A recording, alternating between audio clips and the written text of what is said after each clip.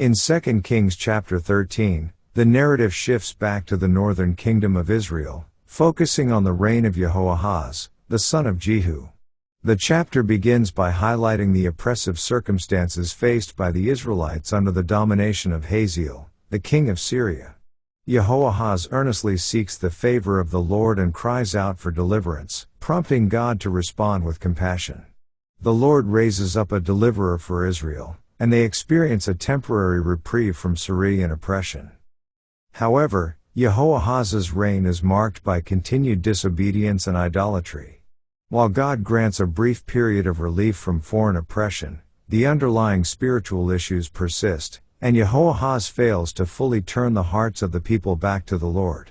As a result, the Israelites continue to engage in idol worship, perpetuating a cycle of divine discipline and restoration. The chapter also introduces Elisha's terminal illness, and Jehoahaz, recognizing the prophet's significance, mourns his impending death. Despite Elisha's illness, he remains a conduit for God's power. In a symbolic act of divine affirmation, Elisha instructs Jehoahaz to shoot arrows, symbolizing the Lord's victory over Syria. Although Jehoahaz only strikes the ground 3 times, Elisha expresses disappointment, signifying a missed opportunity for complete victory over their enemies. The chapter concludes with Elisha's death, and even in his passing, his influence continues. As a dead man is placed in Elisha's tomb, upon touching Elisha's bones, the man is miraculously revived, demonstrating the lingering power of God associated with the prophet.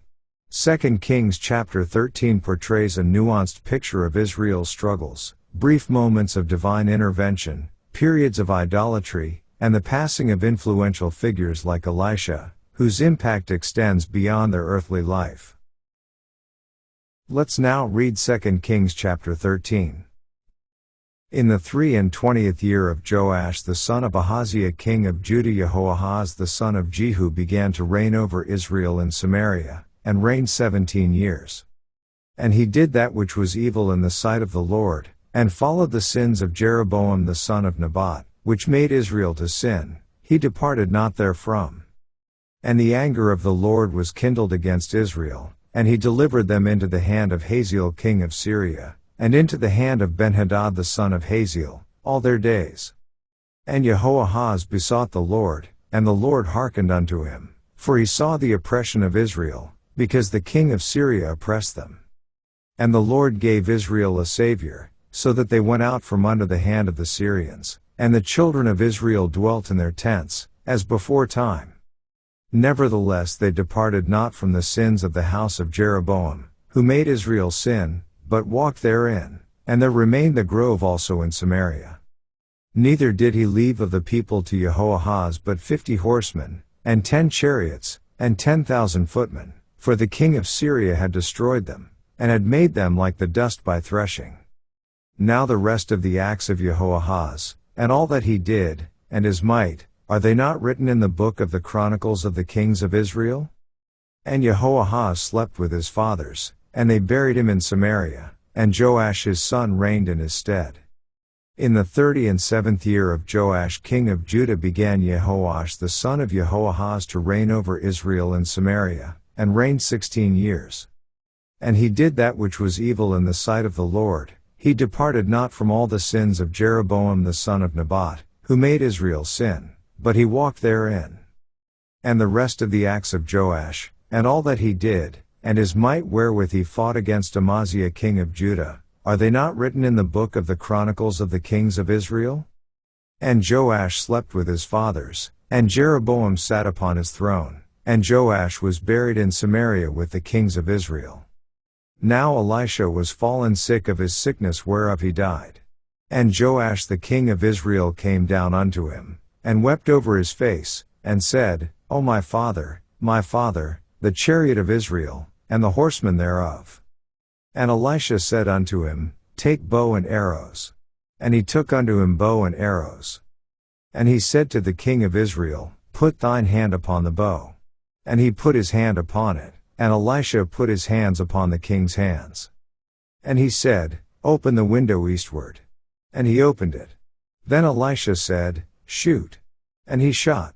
And he said, The arrow of the Lord's deliverance, and the arrow of deliverance from Syria. For thou shalt smite the Syrians in Aphek, till thou have consumed them. And he said, Take the arrows. And he took them. And he said unto the king of Israel, Smite upon the ground. And he smote thrice, and stayed.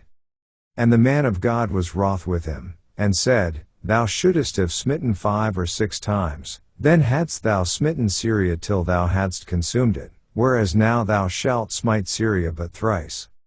And Elisha died, and they buried him.